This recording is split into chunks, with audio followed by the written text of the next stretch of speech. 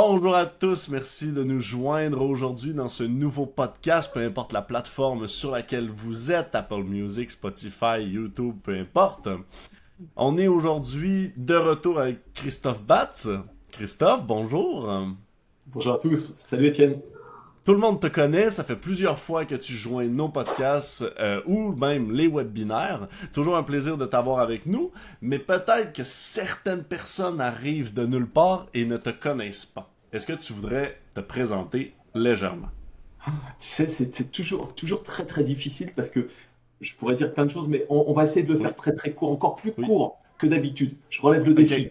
ok. Vas-y. Puis sinon, je compléterai si t'en oublies trop. Je suis dans le secteur d'activité depuis le début du fitness en France, c'est-à-dire depuis le début des années 80. Et j'ai été coach, j'ai été patron de salle, j'ai été coach à nouveau. Maintenant, je suis plutôt formateur. J'aide et puis j'apporte des contenus pour tous les coachs français parce que mon leitmotiv, c'est de faire monter le niveau français.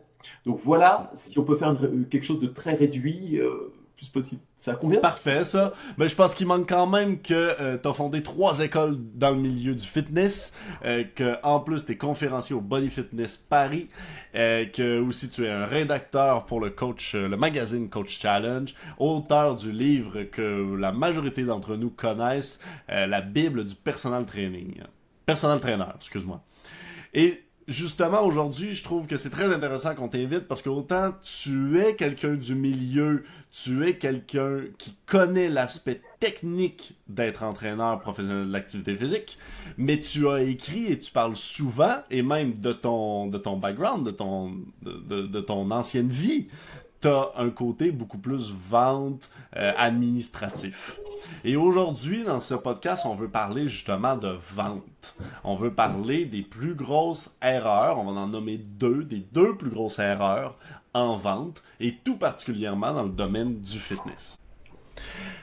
Avant de commencer, pour parler de la vente, j'avais une petite question un peu philosophique pour toi. Est-ce que pour toi, la vente, c'est de l'art? Ah, la question de philosophie qui me rappelle mon bac. J'espère que Tu as 3 heures pour répondre en 4000 mots. vous avez 3 heures. Bon, je relève le défi et j'espère que mon prof de philo que j'avais au bahut m'écoutera. Peut-être que je serai meilleur aujourd'hui que je ne l'étais à En l'époque. espérant. En espérant, on compte sur toi. Donc, est-ce que Bon, la vente, c'est un art? ce que je te propose, c'est que en fait, on reprenne la définition de l'art. Je vais aller sur le Larousse. Je préfère le Oui, Larousse que Wikipédia. Je vais sur le Larousse, on regarde et puis on essaie de répondre à ça. avec grand Alors, sur le plaisir. Larousse, l'art, c'est défini comme étant. Alors, il y a trois choses qui peuvent être intéressantes. C'est un ensemble de procédés, de connaissances et de règles intéressant l'exercice d'une activité ou d'une action quelconque. Un ensemble de procédés ou de règles. C'est toute activité, toute conduite considérée comme un ensemble de règles, de méthodes à observer. C'est pas mal ça. Mais Oui. c'est aussi une habilité, un talent, un don pour faire quelque chose. On parle là-dessus? On peut en parler là-dessus. Alors oui, déjà, dans un premier temps, ça peut être un don. Je dirais que ça peut être un don parce que, à titre d'exemple, je vais vous raconter une anecdote. J'avais un ami quand j'étais en filière expertise comptable, parce que moi j'ai fait coach sportif et puis en parallèle expertise comptable. Et quand j'étais en cabinet expertise comptable, enfin, ou quand je faisais mes études, j'avais un pote qui lui était depuis tout petit sur les marchés, parce que ses parents étaient primeurs, donc ils vendaient des fruits et des Oui. légumes sur le marché, c'était leur entreprise. Et mon pote, lui, à l'époque, était tous les dimanches ou tous les samedis avec ses parents pour vendre, pour Ouais. aider ses parents. Et au fur et à mesure du temps, il avait développé une qualité à pouvoir vendre sans complexe. Et il avait tellement l'habitude de vendre qu'en fait, c'était plus un problème pour lui. Donc Ouais. c'était devenu, bah, en fait, un automatisme, c'est devenu un don qu'il avait Oui. acquis au fur et à mesure du temps. Alors un don, normalement, c'est quelque chose qui est pas développé, c'est quelque chose qui vient de façon innée, mais lui, il l'avait développé au fur et à mesure du temps. Ce qui fait que quand il est sorti d'expertise comptable et qu'il a ouvert sa propre entreprise, eh ben, il a réussi à faire de très très bonnes ventes dès le démarrage, alors que moi, qui étais resté un consommateur depuis très très longtemps et depuis que j'étais tout petit, on en reparlera peut-être tout à l'heure, bah, j'avais pas ce talent-là. Donc c'est vrai Ouais, que déjà, la vente, ça peut être un talent, ça peut être un don, ça peut être quelque chose qu'on a depuis qu'on est ouais, tout jeune. Mais aussi, il faut se laisser une porte ouverte à la possibilité de pouvoir devenir aussi de bons vendeurs. Et ça s'acquiert. Ça s'acquiert de deux façons.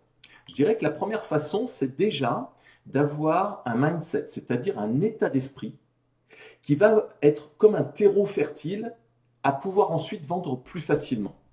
Et l'état d'esprit, c'est surtout d'être entouré de personnes ou d'évoluer dans un environnement où la vente n'est pas quelque chose de péjoratif. ouais, ouais, ouais, Souvent, en fait, nous, on est des latins, on a une culture de base et souvent religieuse qui est le catholicisme.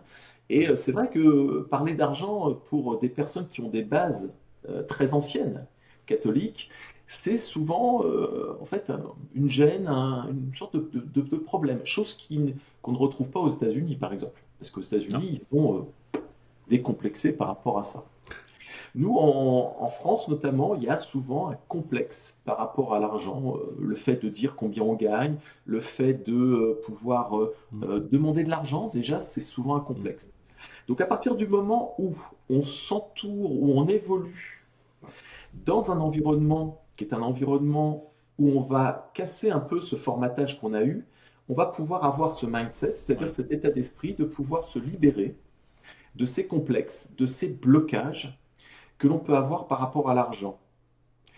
ouais, Donc, première chose, c'est déjà effectivement d'évoluer ou de casser ça, ou ces blocages, et d'évoluer pour faire en sorte que déjà, naturellement, on ait un bon état d'esprit qui va dans le sens de la vente. ouais, Et puis, tout n'est pas perdu, puisque on peut apprendre aussi des techniques qui permettent de vendre, ce qu'on appelle des méthodes de vente, qui enseigne un processus que l'on va suivre et que l'on suit en général à la lettre et qui font que ça fonctionne. Ça fonctionne de façon plutôt assez étonnante et parfois c'est vu de manière un peu magique parce qu'on se dit waouh, si j'avais appris ça ouais, avant, oh, j'aurais pas perdu tout mon temps à me stresser, à perdre des prospects, à ne pas avoir assez de clients. Et on ouais, peut effectivement, d'un seul coup, changer la donne en apprenant une méthode. Donc, un état d'esprit, c'est la base. ouais, Et pour ensuite, apprendre. apprendre une méthode. Mais exact, puis moi je l'aurais résumé comme ça. Est-ce que la vente est un art? Oui et non. Euh, oui, effectivement, parce que comme tu le dis, il y a des choses un peu, il y a un comportement, il y a une façon d'être qui est propre au vendeur, mais qui est naturelle. Mais il y a quand même des méthodes, une compétence dans la vente, donc des méthodologies, des processus, des techniques, des tactiques, des comportements que tu peux adopter. Et là, donc, le bon vendeur a soit uniquement les compétences, soit uniquement l'art, soit les deux. Et là, ça fait trois catégories ou trois qualités de vendeur en tant que tel. Mais au final, c'est peut-être un oui et non, là, parce que ça reste, malgré qu'on aurait le plus grand talent natif, le plus grand don à la vente, je pense que sans les techniques, on va être énormément juste un bon parleur, puis on va réussir une fois sur deux, là, mais il va manquer comment closer souvent le deal, en, en, en parenthèse. Ben donc, merci, t'as été aussi bon que ton prof de philo aurait adoré. Mais d'où, vu qu'on va parler de vente, et comme tu le dis, moi j'ai beaucoup aimé quand tu as mentionné que c'est un sujet tabou. Et c'est vrai que c'en est un. Souvent, quand on parle de vendeur, on pense à quelqu'un qui nous excroque, tout simplement. Hein. On pense à un escroc, on pense à un manipulateur. Il existe même des livres comme Carnegie que son titre c'est Manipuler et se faire des amis, quelque chose comme ça. Donc souvent c'est la perception qu'on a, mais c'est des techniques puis c'est quelque chose d'assez simple que vous pouvez apprendre. Donc si on va parler des deux plus grandes erreurs qu'on voit moi et toi quotidiennement J'ai parlé de ce que je connais en fait sur la France. Oui. Je vais vous en parler et peut-être que c'est la même chose au Canada. En tout cas, c'est vraisemblablement quelque chose qu'on va retrouver de façon universelle un peu partout dans le monde et après je vous expliquerai pourquoi. La première plus grande erreur que j'ai pu constater, c'est notamment le fait de faire des prix qui sont dégressifs. Oui. Et c'est vraiment, pour moi, c'est la pire des choses, déjà dans un premier temps. Alors, pour certains, ça marche très très bien, hein, ça ne veut pas dire que ce n'est pas valable, hein. C'est juste que quand on fait des prix dégressifs, en réalité, on s'éloigne de son rêve. On s'éloigne de son rêve Ouais. et je vais vous montrer un exemple si vous le voulez bien. Alors, je vais partager mon Et écran. ça, on le voit constamment, hein, les professionnels qui font des prix dégressifs.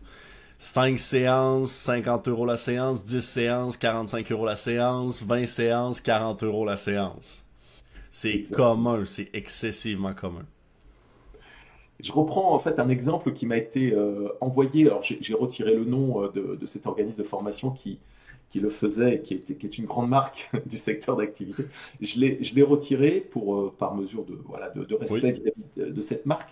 Et ça nous donne en fait ce petit tableau qui donne un exemple de ce qu'est le prix dégressif. À savoir que, par exemple, cette grande marque suggérait au personal trainer, lorsqu'on fait du solo training, c'est-à-dire en one-on-one, c'est-à-dire en face à face avec une seule personne, que si on lui vendait une seule séance, la séance elle était à 60 euros, mais en revanche, si la personne nous en prenait 12, la séance descendait de 60 euros à 54, c'est-à-dire qu'on lui faisait une réduction. Et puis si le client ou si le prospect nous en prenait encore plus, c'est-à-dire 24, le prix descendait encore à 48 euros, la séance. Euh, Vous voyez, en fait, ce qui se passe dans ce tableau-là, on voit que les 60 euros, c'est vraisemblablement ce que le personal trainer, le coach sportif, souhaite avoir. En général, si on met 60 euros pour une séance, c'est ce qu'on veut.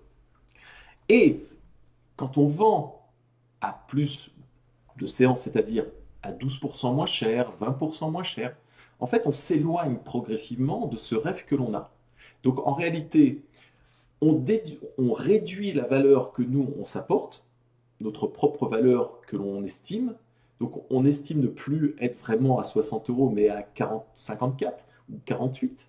Ça veut dire qu'en fait, on n'est même plus sûr de notre propre valeur. Ouais. Ça, c'est déjà la Ouais. première chose. Mais en plus de Et ça, aux comme je yeux du disais, client aussi. Aux pourquoi, yeux du voilà, client. Pourquoi pourquoi, l'heure coûte moins cher? et voilà. Pourquoi est-ce C'est qu'on est très capable important. de faire 54 les 12 séances et pas 54 la séance? Hmm. En fait, on tend le bâton quelque part pour se faire battre parce Ouais. que ça amène ce type d'attitude à laisser le client nous négocier encore plus. Ça ouvre une porte à la négociation Hmm. du client. Ça nous Exact. éloigne de notre rêve, c'est-à-dire du taux qu'on aimerait avoir.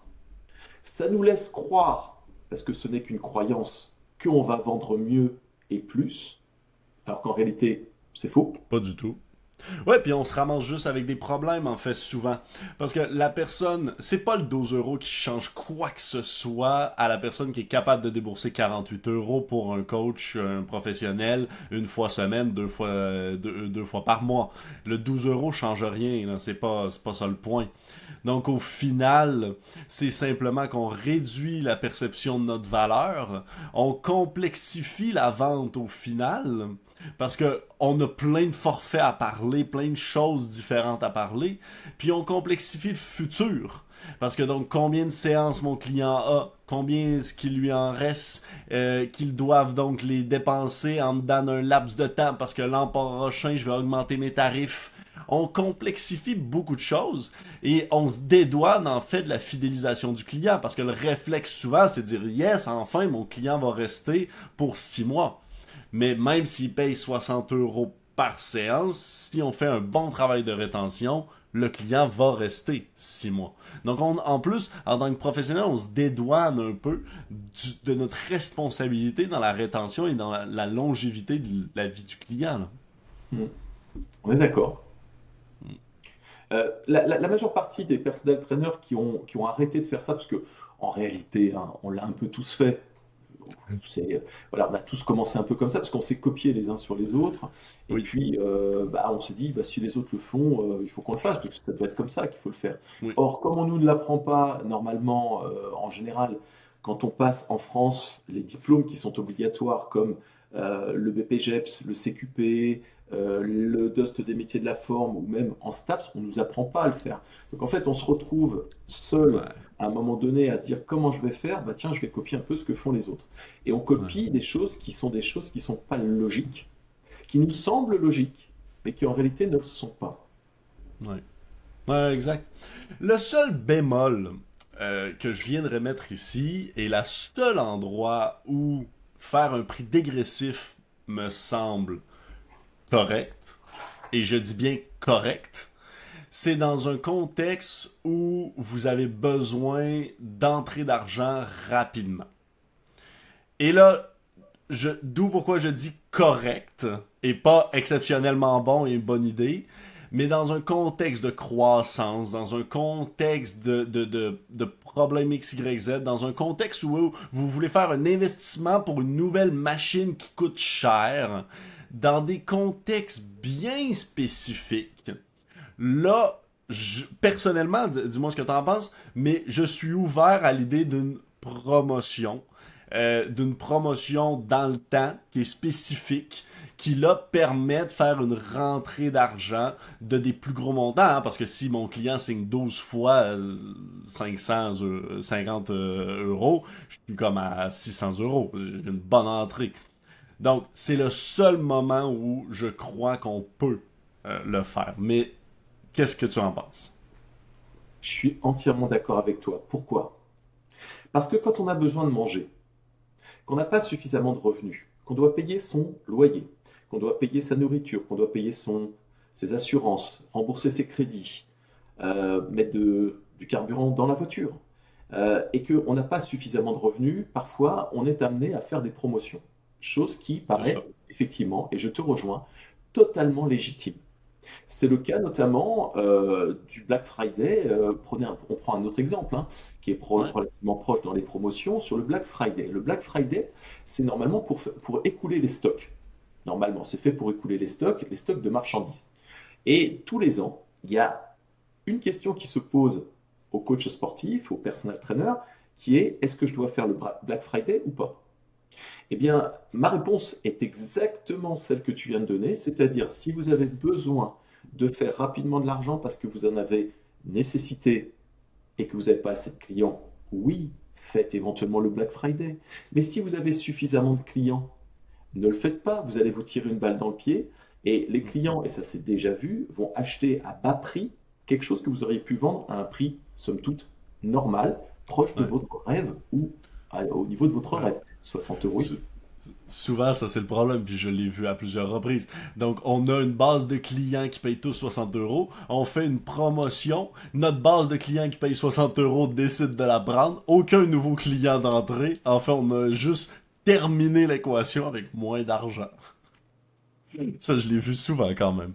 Très intéressant quand même ici. J'aimerais qu'on parle tout petit peu, vu qu'on parlait de technique de vente, de la psychologie aussi de la vente, du fait de ne pas négocier son prix. Comment crois-tu que ça change la dynamique avec le client quand on discute et quand il nous demande le prix, blablabla, on dit non, mais c'est 60 euros, il y a pas d'autre prix, là.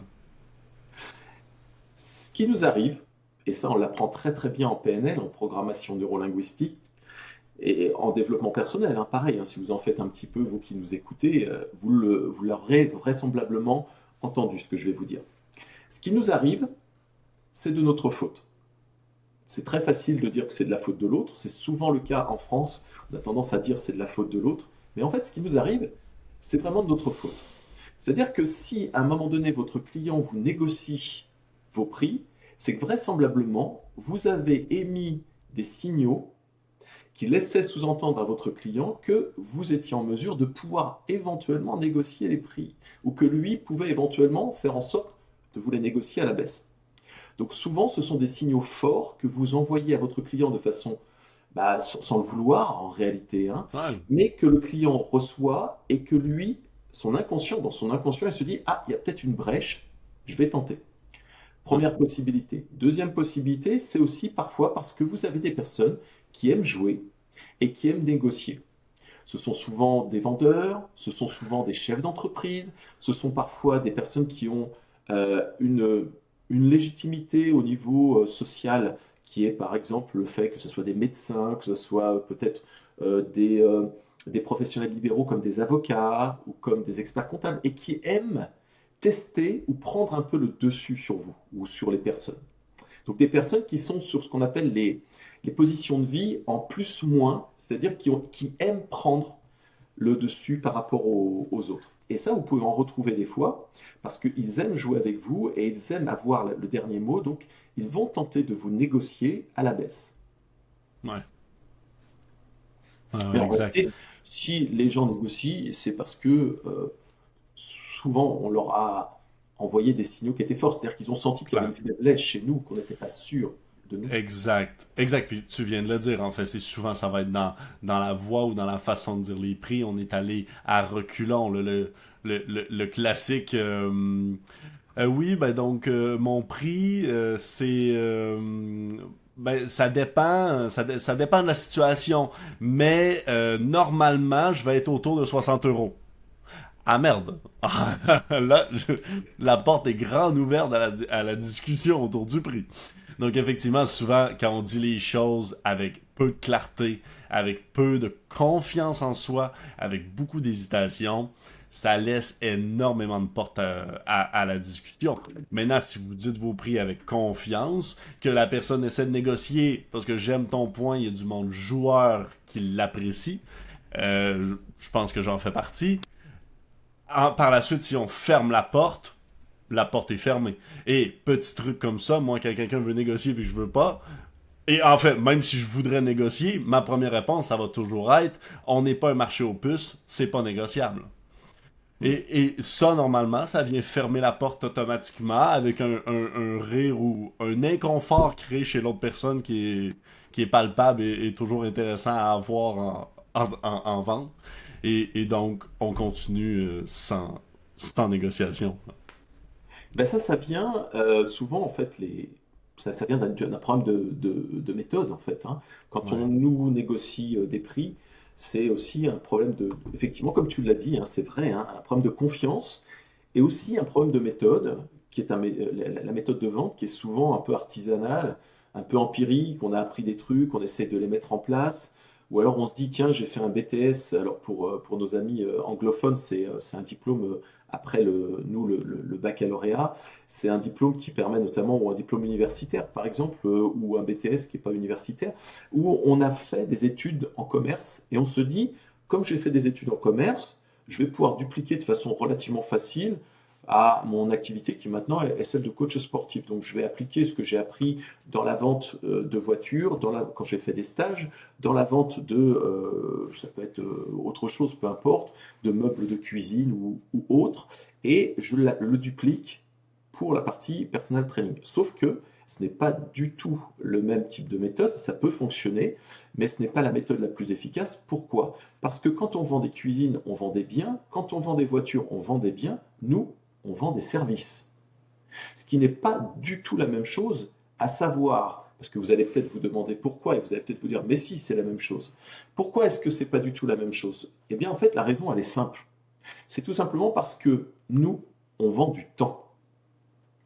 Quand on vend des biens, comme des voitures, comme des cuisines, en fait, on a la possibilité d'avoir des stocks qui sont quasiment illimités.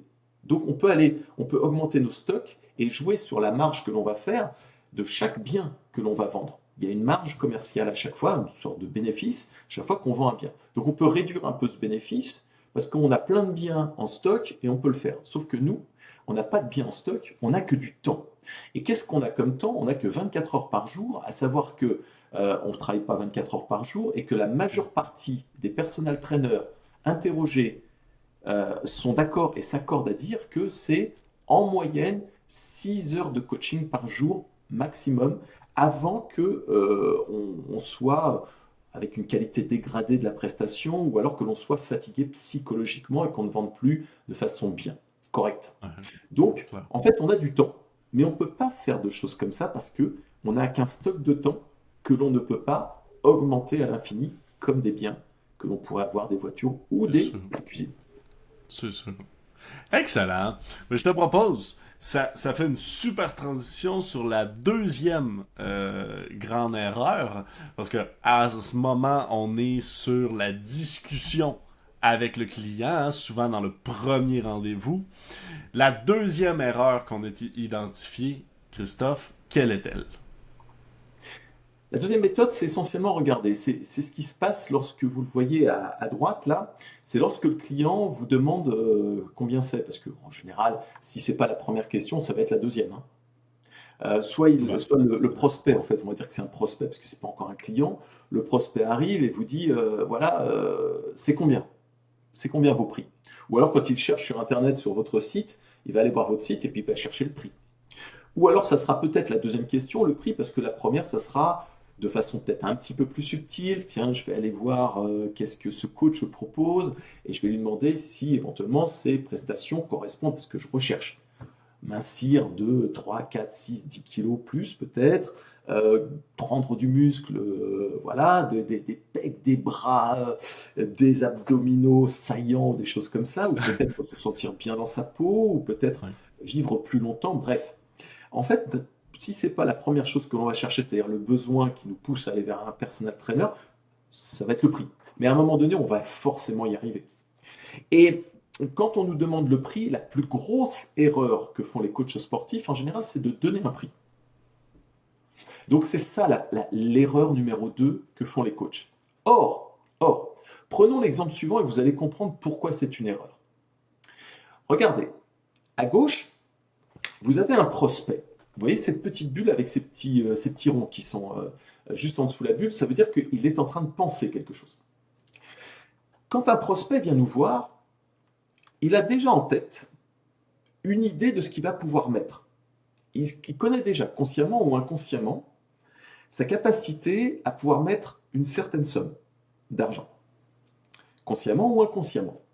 Donc dans sa tête, par exemple, là, on estime que le prospect vient voir le coach qui est à droite, le prospect est à gauche, le prospect dans sa tête, il a une idée du prix qu'il va mettre, c'est-à-dire 100 euros par exemple, et il demande au coach à un moment donné, soit la première, soit la deuxième question, c'est combien? Combien vous allez me prendre pour perdre mes X kilos, pour voir mes Exact. abdos, pour me sentir bien, ou pour vivre Exact. plus longtemps? Et lui, il a ça en tête. Et si le coach lui donne comme réponse, parce qu'il fait l'erreur de donner le prix, il donne comme réponse 150 euros. Je vous rappelle que le prospect a en tête 100 euros. Le Ouais. coach lui dit, bah, écoutez, moi quand je fais des coachings, pour ce que vous souhaitez vous, avec ce laps de temps de coaching, ça fera 150 euros. Je vous prendrai 150. Qu'est-ce qui va se passer? Trop cher. Voilà. C'est là qu'on va avoir des objections. Où la personne va nous dire, soit de frontal, directement dans les yeux, bah écoutez, non, c'est trop cher, j'irai voir ailleurs. Soit de façon peut-être un peu plus habile, un peu plus subtile, un peu plus, on va dire, polie, en nous disant, bah écoutez, ça m'intéresse, alors qu'en réalité, c'est Je trop vous cher pour lui. recontacte. Laissez-moi vos, laissez-moi vos coordonnées, je vous recontacte dans quelques jours, ou alors il va vous dire, bah écoutez, c'est bien, franchement, ça m'intéresse, je vais en parler à mon mari ou je vais en parler à ma femme. Si vous en arrivez à cette situation-là, c'est parce que vous avez tendu le bâton pour vous faire battre.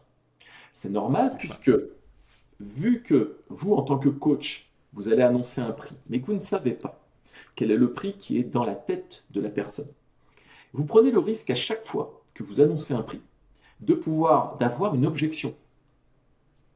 Et voilà pourquoi c'est la plus grosse erreur, la deuxième plus grosse erreur, si ce n'est pas la première, que vous pouvez être amené à faire lorsque vous faites du personal training. Mm. Mm. Et je rajouterai en plus que, parce que tu vas nous dire dans quel ordre et comment il faut le faire, mais en plus, si vous y répondez comme étant la première ou deuxième question, avant d'avoir présenté votre service, mais surtout d'avoir écouté ses besoins et d'avoir attaché votre service à ses besoins, en fait, vous magasinez juste par le prix. Et donc ça, comme tu viens un peu de le dire, c'est de la chance. Est-ce que mon prix est dans les environs que monsieur veut? Et ça ne vous permet pas non plus de vendre au-dessus du montant que la personne s'attend. Donc, avant de parler de prix, il faut parler de besoin, il faut parler de douleur, de pain, pain point. Il faut solutionner un problème que le client a. Et ensuite, on parle d'argent en tant que tel. Ouais. Ce qu'on appelle le Dans quel principe ordre de tu la le ferais? valeur, c'est-à-dire faire Ouais. monter la valeur du. C'est ce que j'apprends lorsque j'enseigne aux personal trainers qui veulent vendre, c'est qu'il faut faire monter la valeur dans un premier temps avant d'annoncer un prix, Exact. de telle sorte que le prospect, dans sa tête, ait déjà une valeur qui soit plus importante que le prix qu'on va lui annoncer. Exact. Exact. Et donc, dans quel ordre ou comment est-ce que tu ferais une rencontre? Mon client arrive, première ou deuxième question, me demande le prix. Comment réagis-tu? Ben, il y a plusieurs méthodes. La méthode la plus simple et laquelle vous allez vraisemblablement penser en majorité, c'est de dire au client, bah, écoutez, quel est votre prix? Combien vous avez en tête? D'après vous, c'est combien un coaching? D'après vous, combien ça vous coûterait de faire ça avec moi? Donc c'est déjà de lui demander ça. Sauf que les prospects sont pas bêtes, hein.